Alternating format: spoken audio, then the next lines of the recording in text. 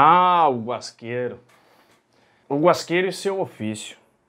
Uma profissão que tem por intuito a produção de equipamentos e ferramentas. Olha só, rapidamente, deixa eu te contar uma coisa aqui. O termo guasqueiro tem um prefixo originado na palavra guarca, que vem do idioma inca, o quechua, que nos foi passado até os dias de hoje pelos nossos ancestrais. E o sufixo eiro era dado aos ofícios das profissões mais marginalizadas pelos portugueses, onde temos então guasca, que em tradução livre seria aí tira de couro, e eiro, que é profissão. Logo temos a profissão que usa tiras de couro cru.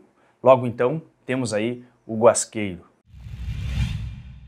Outra, buenas, deixa eu me apresentar para ti. Eu sou José de Godoy Dias, artesão, empreendedor e teu professor quando o assunto é técnicas artesanais em couro. E nesse vídeo aqui eu quero te falar um pouco a respeito desse nosso ofício, que é o ofício de guasqueiro. Então, se tu não conhece muito o nosso trabalho, o que fizemos, como fizemos, qual tipo de matéria-prima, as ferramentas e tal, eu posso ter certeza que esse conteúdo vai te ajudar a clarear ainda mais as tuas ideias. Primeiramente, eu quero que tu saiba quem é o guasqueiro. O guasqueiro é um tipo de profissional que trabalha de forma artesanal, produzindo peças em couro com as suas próprias mãos, mais propriamente usando o couro cru. E essas peças também têm sua característica, na grande maioria, além de serem peças, serem ferramentas para trabalhos com os lides com animais, como o cavalo, o gado, ou seja, são ferramentas lá para o homem do campo. E também eu não posso deixar de citar que o guasqueiro também produz belas peças para uso pessoal, que tem o cunho aí apenas de serem luxuosas, e esse é outro segmento que o artesão, que esse profissional pode estar explorando. E agora que tu já sabe quem é o guasqueiro, já vai te inscrevendo aqui no canal, acionando a campana, que é o sininho das notificações, para que assim o YouTube te avise sempre quando eu trouxer novos conteúdos de conhecimento de causa aqui pro canal. E só para te avisar aí, temos conteúdos novos toda semana sobre nossa lida aí de guasqueiro. E agora que tu já está inscrito aí, vamos ver um pouco mais do que ele utiliza como as matérias-primas e as suas ferramentas. Vamos começar aí com a matéria-prima, que constitui em 5 tipos de matérias-primas. Basicamente, 3 são os couros, onde 2 desses couros, 2 são loncas, a caprina e a equina. E o couro bovino propriamente na forma do couro cru, que praticamente aí é sem adição de produtos químicos, ou seja, ele não é curtido. Logo após a esfola do animal, e a esfola consiste em retirar a pele do animal recém-abatido, o couro cru geralmente é preparado pelo próprio artesão guasqueiro, mas hoje em dia a gente já tem a opção de compra da matéria-prima pronta. Então o guasqueiro, logo após que recebe o couro, ele parte para o processo de retirada dos pelos e das carnes. O processo de retirada dos pelos aqui chamamos de lonqueado ou lonqueio, e o ato de remoção dos restos de carnes e gordura chamamos de descarne. Galera, fica aqui meu alerta, lonqueagem, lonqueação são termos que eu vejo os colegas falarem e isso está errado. Bora aí, galera, falar do jeito certo. Pega o macete, lonqueagem, lonqueação não existe. O termo é lonqueado, lonqueio, lonqueando. Lonqueagem, lonqueação não existe.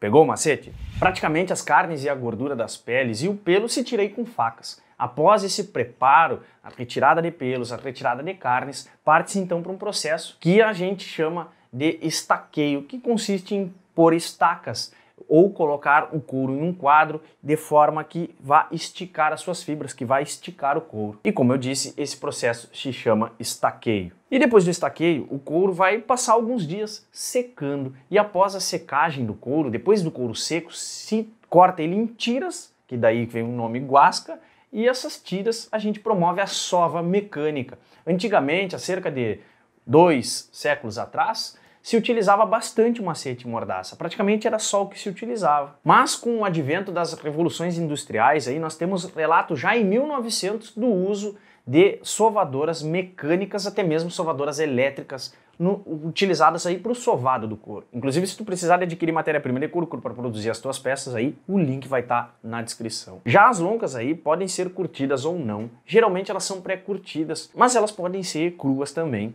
como as do cavalo. Aqui no sul a gente utiliza muitíssimo a pele de equino para os nossos trabalhos, já que a de cavalo pode ser crua.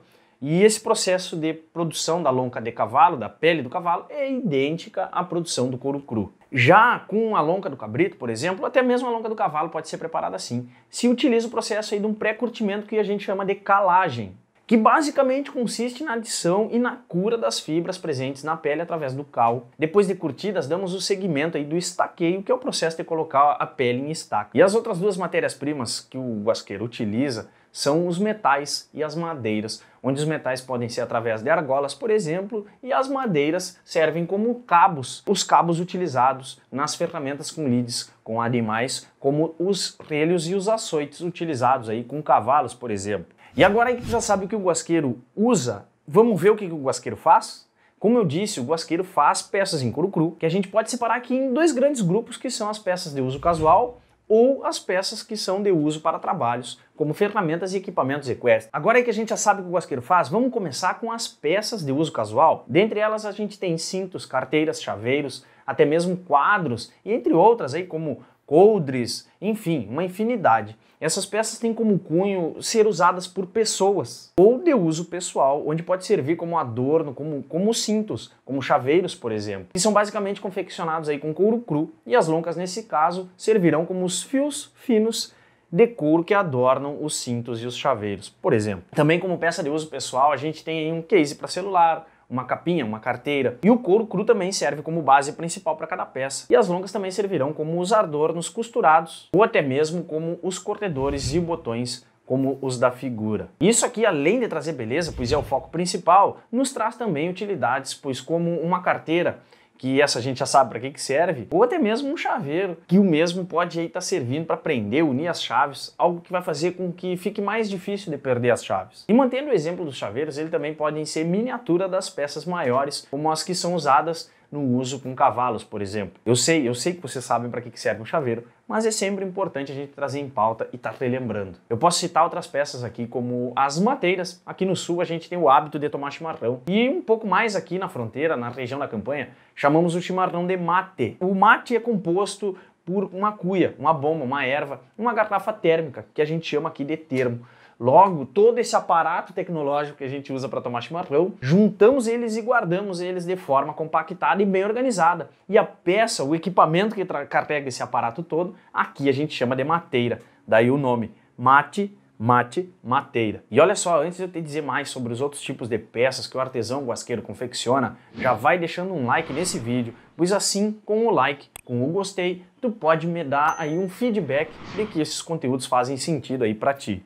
E aí, já deixou um gostei? Então vamos tocar adiante. E agora aqui nós temos as peças de trabalho com os animais, as peças de serviço que o artesão guasqueiro confecciona. Elas são várias. Podem ir desde arreios, que aqui no sul a gente chama de arrelhos, até propriamente as cordas, que são os aperos, as traias. Aqui na minha região chamamos as cordas também de preparos, pois são preparadas as cordas para o uso da gauchada no campo, ou seja, para uso equestre, portanto o preparo, preparinho, até mesmo a gente chama de cordas também. Logo aí nós temos as mais diversas peças, começando aí por algumas, dos arrelhos, por exemplo, como bastos, celas, suadores, caronas. Temos os loros aí também. E já na parte dos preparos a gente tem rédeas, cabeçadas, buçais, cabrestos, maneias, peiteiras, rabichos e alguns açoites aí também, como relhos, mangos, o quero-quero. Essas peças aqui confeccionadas pelo guasqueiro, além de peças de uso, também pode servir para embelezar ainda mais os animais, podendo servir para destacar ainda mais as qualidades, as mais belas qualidades de um cavalo. Porém, uma coisa muito importante aqui é que essas peças são, em sua grande maioria, ferramentas, pois essas ferramentas, quando em conjunto, formam os equipamentos para montaria. E esses equipamentos, é claro, têm funções de auxiliar o homem do campo ou até mesmo o homem da cidade. Por exemplo, o homem da cidade pode se divertir nos clubes equestres, clubes de equitação, ter um momento aí de diversão num passeio a cavalo, não é mesmo? Então todo esse aparato aí que a gente usa para os cavalos é o artesão guasqueiro que confecciona. E esse conjunto de peças, ou melhor, esses equipamentos aqui no sul, chamamos de encilhas. E o mesmo, além de ferramentas de trabalho, pode servir aí apenas como luxo, podendo ir desde animais bem encilhados até animais encilhados de forma mais simples, pois ajuda aí a destacar ainda mais a beleza do animal, além, é claro, de trazer prestígio e valor ao dono do animal. Outra função, e importante eu falar isso aqui, outra função que esses materiais têm também é demonstrar a habilidade e performance e o nível de técnicas aplicadas, como a desse preparo aqui que tu tá vendo. Esse preparo aqui é bastante difundido na Argentina. Logo, essas peças são feitas nas mesmas características das de uso pessoal, onde temos o couro cru como base na peça e os arremates e os adornos feitos com lonca. Só que aqui nós temos um detalhe a mais, que em algumas dessas peças a gente usa aquelas outras duas matérias-primas que eu citei no começo, como as madeiras e os metais. As madeiras para os cabos e os metais como argolas, como passadores. As argolas mesmo são as peças que emendam duas peças em couro. E essas peças aqui podem ser trançadas de tentos, ou seja, o artesão corta finas tiras de couro onde através de algumas técnicas ele pode realizar as mais belas e distintas tranças, sendo elas redondas ou achatadas. Ou também apenas podem ser correias. Aqui no sul a gente chama de preparo chato, que são correias, são tiras de couro, podendo ser simples, sem muito enfeite, ou totalmente adornadas com as mais diversas costuras e corredores. Agora que tu já sabe o que um guasqueiro faz, como faz e o que produz, eu quero te entregar um recado muitíssimo importante. Caso tu seja um artesão profissional ou está começando, a gente aqui do Galpão do Guasqueiro desenvolveu uma loja online onde pode te facilitar a vida e encontrar matéria-prima de qualidade para elevar ainda mais o nível das tuas peças, com um atendimento rápido e profissional. Se tu busca aí matéria-prima de qualidade para a confecção das tuas peças, ou melhor ainda, para a realização dos sonhos dos teus clientes, lá é o lugar mais indicado para que tu possa adquirir matéria-prima de alta qualidade. E tu como artesão sabe quais são os 3 pilares que sustentam o artesanato? O pilar de número 1 é o conhecimento, o pilar de número 2 é a gestão e o pilar de número 3, a matéria-prima.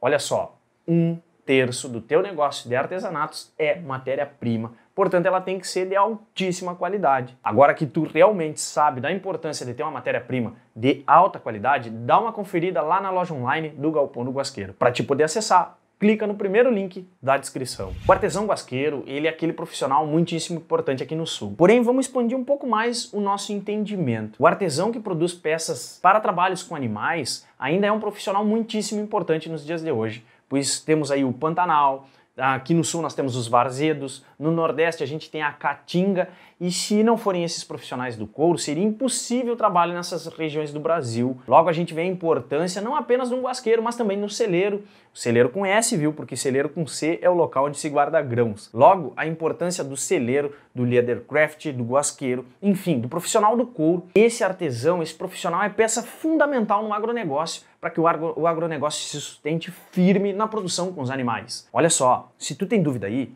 tu tem sugestão, comenta aqui embaixo para que a gente possa trocar uma ideia. Eu posso trocar essa ideia contigo e assim tirar as tuas dúvidas. Eu vou adorar poder estar te ajudando. Olha, compartilha esse conteúdo com os teus clientes. Se tu não for artesão, compartilha também, pois assim tu pode ajudar essa mensagem a chegar a mais pessoas. E assim mais pessoas vão valorizar ainda mais os homens e mulheres do couro, assim como os teus clientes podem te valorizar ainda mais. Compartilha com os teus clientes também. E agora eu vou deixar esse conteúdo aqui para que tu possa entender ainda mais a dinâmica do teu ateliê, do teu negócio, para que assim tu possa atingir o sucesso e fazer aí 5 em 30.